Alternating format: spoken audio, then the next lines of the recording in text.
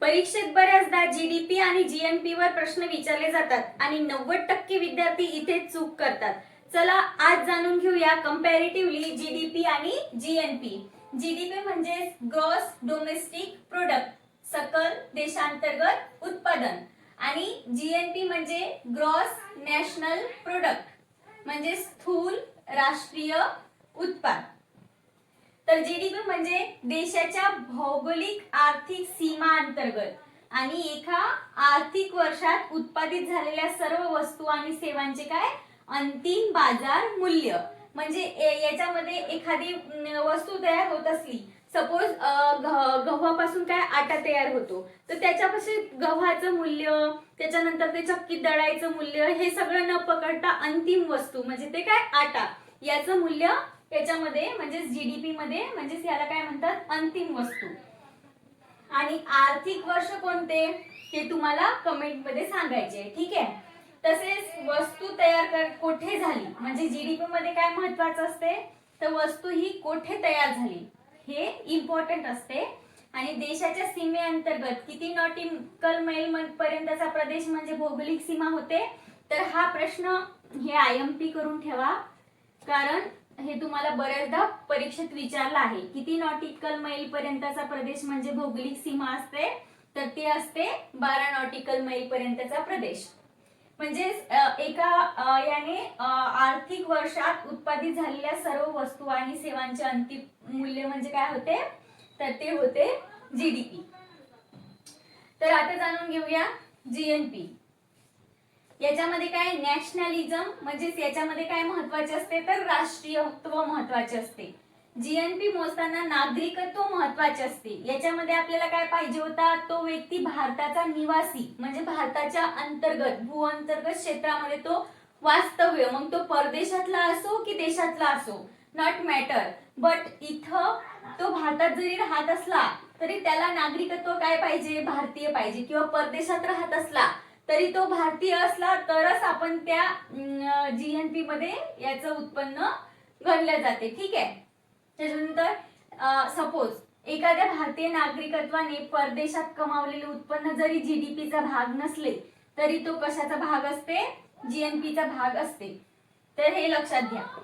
जर एखादा भारतीय नागरिक परदेशात जर ते उत्पन्न कमवत असेल तर ते जीडीपीचा भाग नसते.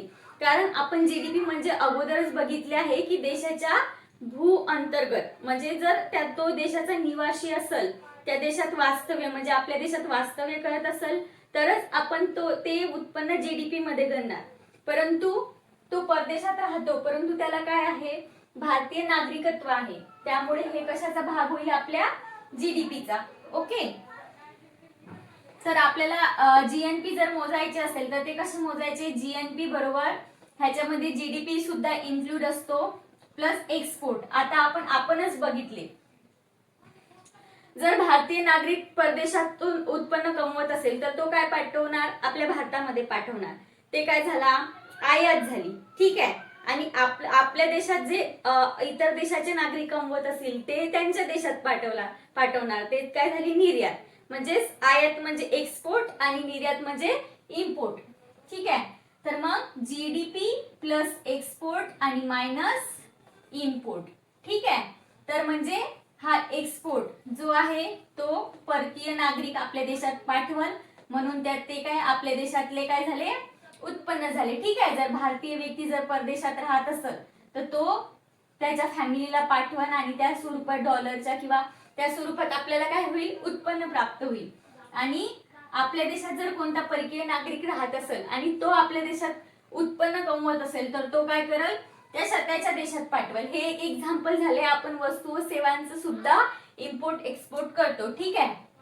तर तो त्याच्या देशात पाठवेल, मग ते काय झाले, इम्पोर्ट झाले. म्हणजे आपण जीएनपी मोजताना काय करतो, जीडीपी मध्ये एक्सपोर्ट प्लस करतो आणि इम्पोर्ट मायनस करतो. अशा प्रकारे आपला काय निघतो, जीएनपी निघतो, ठीक आहे. तर लक्षात ठेवा, जीडीपी मध्ये निवासी ही संकल्पना महत्वाची आहे आणि जीएनपी मध्ये काय महत्वाचं आहे, नागरिकत्व. म्हणजे तो व्यक्ती कुठे पण राहू दे, नॉट मॅटर, एरिया नाही मॅटर करत, भौगोलिक क्षेत्र मॅटर करत नाही.